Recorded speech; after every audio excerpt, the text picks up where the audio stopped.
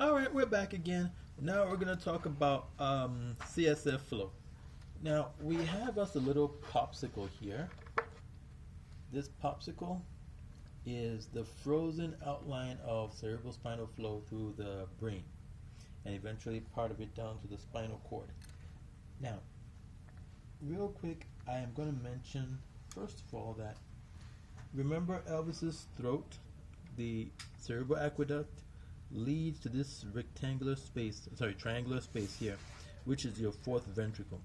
Now, I'm going to open up the brain, and you notice you have this cavity in here, around this guy, and this cavity here, right? If I was to make a popsicle of that, we would have something of this sort. Now, you know this is not exact, but something like this. All right? So, in other words, this structure you're seeing here, this billy goat, is that they took someone's brain, filled the insides with water where CSF should be, and then they now cut away the brain material so you had the popsicle of the cerebrospinal flow. Now, comparing it as we did earlier, if you look at this thing, some people have seen different things. Some people have seen angels, some have seen whatever, but I see a billy goat, not the whole billy goat. I see the head of the billy goat, I see the horns of the billy goat, I see the neck and the chest of the billy goat. Now, going with the billy goat concept, the horns of the billy goat represents your lateral ventricles, all right? So this is the horns. It comes forward like this, all right? They represent your lateral ventricles. Now, the horns are being held to the head by a little stump or a stalk, which is your interventricular foramen. Remember, on Elvis, I said that there was somewhere where he's crying from, right? I'm going to try to quickly put Elvis back together to see if I can show us exactly where the interventricular foramen is. Alright, just around here, there's a hole through which CSF flows from the lateral ventricle into your third ventricle. And that hole, if you freeze the fluid going through there, it's going to form a solid structure, which is the little stump that's holding up the horns to the head. And that little stump again is called your interventricular foramen. Alright?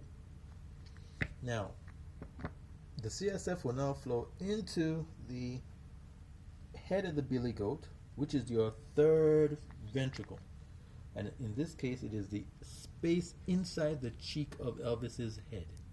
Remember what I said? If you blow up your cheeks, the space in your mouth is your third ventricle in comparison to this.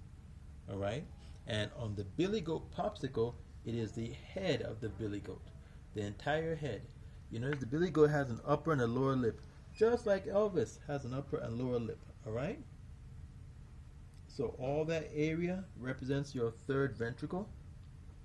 But this billy goat has an eyeball, or an eye hole, actually. The reason why is because your interthalamic adhesion, Elvis's pupil, is stuck together there.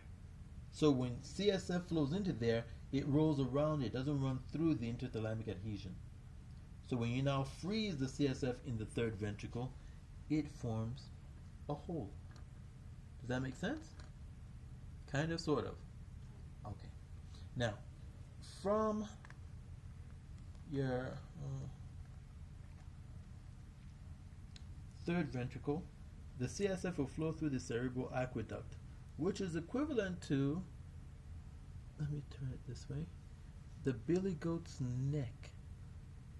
It's flowing from the third ventricle through the cerebral aqueduct, the billy goat's neck, into the billy goat's chest.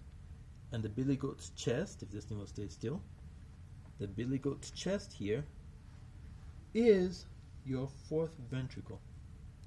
Alright? Now, everywhere you see pink on the billy goat popsicle is choroid plexus. So the choroid plexus is present not only within the lateral ventricles, but also in the third ventricle, as you can see from on top back here, which is equivalent to, on this model, it would have been the blue area here, over here, and then down here as well in the fourth ventricle. Now, part of the billy goat's chest leads into the central canal of the spinal cord.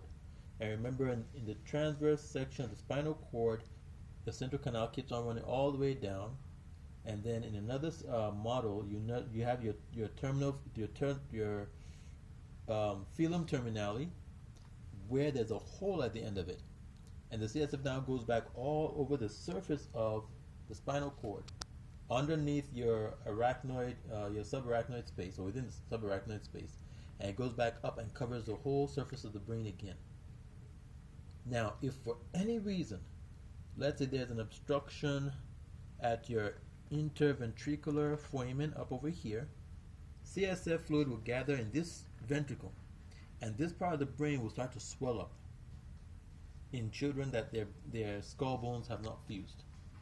In adults, they will start to manifest features of paralysis, loss of sensation, loss of function. Depending on how it manifests, it could even manifest with seizures, depending on what could be causing the obstruction here. So that would lead to increased intracranial pressure. Further down, anywhere else, if there's an obstruction, it can also lead to hydrocephalus as well. That's all we have for this video.